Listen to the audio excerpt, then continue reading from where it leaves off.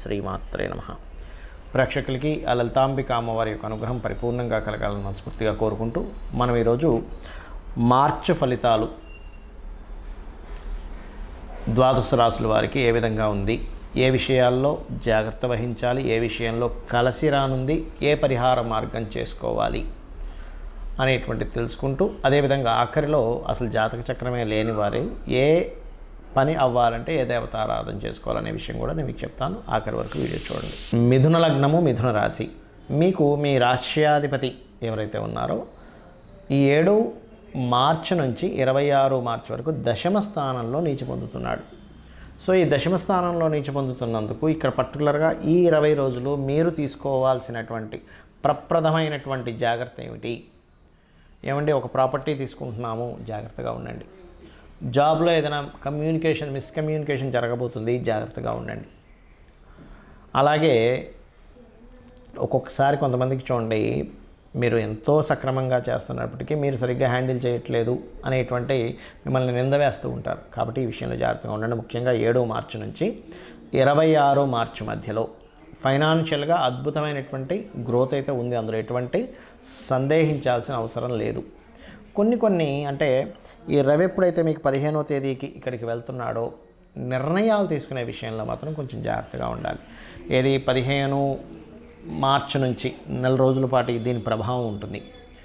Lands, ఎందుకంటే 4వ స్థానంలో కేతు ఉన్నందుకు విద్యా సంబంధించినటువంటి విషయంలోని నర్వ్ రిలేటెడ్ సంబంధించిన ఆరోగ్య సమస్యలు ఉండేటువంటి వారు, మరియు ఏదైనా ఒక బిజినెస్ని ఎస్టాబ్లిష్ చేస్తూ కొత్తగా ఏదైనా ఒక షాప్ కానీ, ఆఫీస్ కానీ, లేకపోతే ఏదైనా ఒక ఫ్యాక్టరీ తీసుకునేటువంటి విషయాల్లో ప్రధానంగా 7 మార్చి నుంచి 26 మార్చి వరకు కొంత జాగ్రత్త వహించాలి. ఇక సంతానంతో తెలియకుండానే కొంచెం చిన్న ఘర్షణ వాతావరణం చూపిస్తుంది ఇక్కడ. ఆ యొక్క విషయంలో ప్రధానంగా కొంత జాగ్రత్త వహించాలి. మరియు వివాహ నిర్ణయాలు, వివాహ సంబంధించినటువంటి విషయాలు కనుక చూసుకున్నట్లయితే కొద్దిగా స్ట్రెస్ఫుల్గా ఉంటుంది వివాహ సంబంధించిన విషయాలు. అయితే ఇక్కడ కొంతవరకు తండ్రి గారు ఈ వివాహ సంబంధించిన విషయంలో మీ సొంత తండ్రి గారు ఏదైనా చిన్న వ్యతిరేకత కల్పించడం, వారి ద్వారానే మరలా కుదరడం, ఇటువంటివి చూపిస్తున్నాయి. అదేవిధంగా కొంతవరకు 15వ తేదీ నుంచి రవి మీకు దశమంలోకి వెళ్తున్నాడు. రవి దశమంలోకి వెళ్ళడం అనేటువంటి రాహుతో కలుస్తున్నప్పుడు ఉద్యోగ అవకాశాలు ఇస్తాడు. అక్కడ 2 గ్రహాలు, పాపగ్రహాలు ఉన్నది. కాకపోతే ఉద్యోగంలో స్ట్రెస్ కూడా అదే రేంజ్లో ఉంటుంది. ఇక మీకు ఓవరాల్గా చూసుకుంటే ఫైనాన్షియల్గా చాలా బాగుంది. అయితే మీరు చేయవలసిన దేవత ఆరాధన ఏమిటి, ఇక్కడ ఉండేటువంటి పంచమాధిపతి ఉన్న స్థితి ఏమిటి అని చెప్పి చూసుకున్నట్లయితే మీరు ఎక్కువగా చేయవలసినటువంటిది వారాహి అమ్మవారి యొక్క ఆరాధన, లక్ష్మీనరసింహస్వామి యొక్క ఆరాధన, వెంకటేశ్వర స్వామి యొక్క ఆరాధన. మీరు ఎంత చేస్తూ ఉంటే అన్ని విధాలు మీకు బాగుంటుంది. ఏదైనా కానీ మీరు అమ్మవారి ఆరాధన, అమ్మవారికి సంబంధించిన చేయడము. అదేవిధంగా ఈ మాసం అంతా కూడా వీలైనంత మటుకు నామస్మరణ ఎక్కువగా, ఎందుకంటే మీ లగ్నాధిపతి అయిన బుధుడు నీచ స్థానంలో ఉంటున్నాడు కూడా, విష్ణు సహస్రనామాలు వినడం ఎక్కువగా చేయండి. ఎంత విష్ణు సహస్రనామాలు చేస్తుంటే అంత బాగుంటుంది. రాబోయేటువంటి అంటే దాదాపుగా ఫిబ్రవరి 6 నుంచి మనకి 125 రోజులు దాదాపుగా ఈ కుజ సంచారం ఉంది. అంటే మకరంలోని, కుంభంలోని, మీనంలోని ఈ కుజ సంచారం ఏమిటి అంటే దేశవ్యాప్తంగా కానివ్వండి, మనుషుల మీద కానీ దీని ప్రభావం ఎలా ఉంటుంది ఇండివిజువల్ రాసుల మీద అంటే కొద్దిగా గొడవలకు దారితీయడము, ఒక డ్రాస్టిక్ చేంజెస్ని ఊహించని విధంగా కొన్ని జరగడం. అది సరిహద్దుల్లో కావచ్చు, అంటే మిలిటరీ సిబ్బంది మీద కావచ్చు, లేనట్లయితే ఎందుకంటే ఈ ఫిబ్రవరి 6 నుంచి స్టార్ట్ అయిన ఈ పరిణామాలు ఇట్లా ఇస్తూ ఉంటాయి. డిఫెన్స్ మీద కావచ్చు, పోలీస్ డిపార్ట్మెంట్ మీద కావచ్చు, అధికారుల మీద కావచ్చు, రాజుల మీద కావచ్చు. ఎందుకంటే మనకి ఈసారి సంక్రాంతి పురుషుడు కూడా ఏం చెప్తున్నా అంటే రాజులు యుద్ధ సంబంధమైనటువంటి వాతావరణాన్ని ఇస్తున్నాడు. అయితే మనందరం కూడా ఈ కుజ సంచారం ఫిబ్రవరి 6 నుంచి దాదాపుగా ఇది జూన్ 2వ తేదీ వరకు దీని ప్రభావం ఉంటుంది. అంటే దాదాపుగా మనకి చూసుకుంటే ఇది ఒక మార్చు అంటే ఒక 125 డేస్ వరకు ఉంటుంది దీని ప్రభావం. మరి ఈ సమయంలో అసలు అందరూ చేయవలసింది ఏమిటి అంటే ఎక్కువగా గుర్తుపెట్టుకోండి, నవగ్రహాలలో శని భగవానుడు, రాహువు, కుజుడు, రవి, ఈ 4 గ్రహాలు గుర్తుపెట్టుకోండి. ఈ 4 గ్రహాల దగ్గర దీపారాధన చేయడం ఒకటి. రెండవది గణపతి తర్పణము, చండీ పారాయణము, ఇవి కంపల్సరీ చేస్తూ ఉండాలి ప్రతి ఒక్కరు కూడా. ఇది గుర్తుపెట్టుకోండి. ఇవి చేస్తూ ఉన్నట్టయితే ఈ కుజుడి యొక్క ప్రభావం అనేటువంటి తగ్గి రకరకాల దేశాల్లో ఉంటూ ఉంటారు ఇండియన్స్ వెళ్ళి, అక్కడ ఏదైనా యుద్ధ వాతావరణం ఉన్నా కూడా కొంచెం ఇవన్నీ ఎందుకు చెప్పుకుంటామంటే యుద్ధ వాతావరణం వచ్చినప్పుడు మనకి ముందుగా సరుకులు ఒక 2-3 నెలలు సరిపోయిన సరుకులు ఇంట్లో ఉంటే ఇబ్బంది ఉండదు కాబట్టి ఇటువంటివి మెయిన్గా జాగ్రత్త పరచుకోవాల్సిన సందర్భాలు నడుస్తున్నాయి.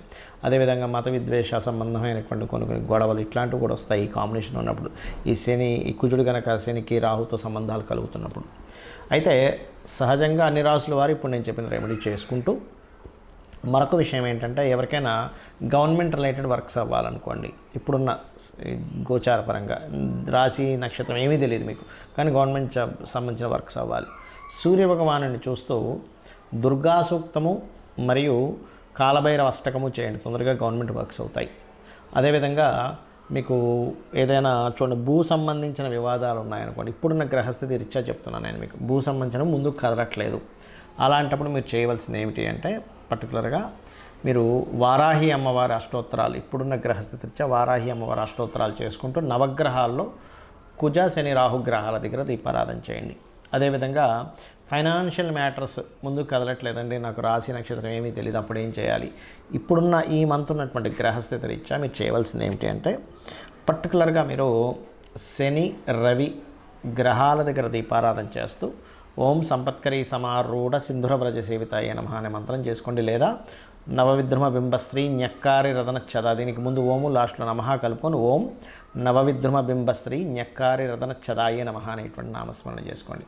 అలాగే పర్టికులర్గా యూనివర్సల్గా బుధుడు మీనరాశిలో మనకి ఫిబ్రవరి 15 నుంచి 26వ తేదీ వరకు, ఫిబ్రవరి 7 నుంచి మార్చి 7వ తేదీ నుంచి మార్చి 26వ తేదీ వరకు ఉంటాడు. అంటే దాదాపుగా 20 రోజుల పాటు అక్కడ దాని ప్రభావం ఉంటుంది మీనరాశిలో. కాబట్టి ఈ సమయంలో కొంత ఏదైనా అగ్రిమెంట్స్ చేసేటప్పుడు కానీ కొత్త బిజినెస్ స్టార్ట్ చేసేటప్పుడు కానీ కొంత జాగ్రత్తగా ఉండాలి. ఎందుకంటే బుధుడు నీచ స్థానంలో ఉన్నప్పుడు సర్వసాధారణంగా ఏదైనా బిజినెస్ సంబంధించిన ఇవి పెట్టాలంటే కూడా, ఇంకా తప్పదు పెట్టాలంటే కూడా చాలా జాగ్రత్తగా పెట్టవలసి వస్తుంది. ఎందుకంటే బిజినెస్ కారకుడు నీచ స్థానంలో ఉన్నాడు, అందుకని కొత్త బిజినెస్ స్టార్ట్ చేయడానికి కానీ ఇటువంటి వాటికి కొంత జాగ్రత్త వహించాలి. అలాగే మరొకటి ఏంటంటే ఇక్కడ టీచింగ్ రిలేటెడ్, ఆన్లైన్ రిలేటెడ్ సంబంధించిన టీచింగ్స్ ఇట్లాంటి వాటికైతే బాగుంది.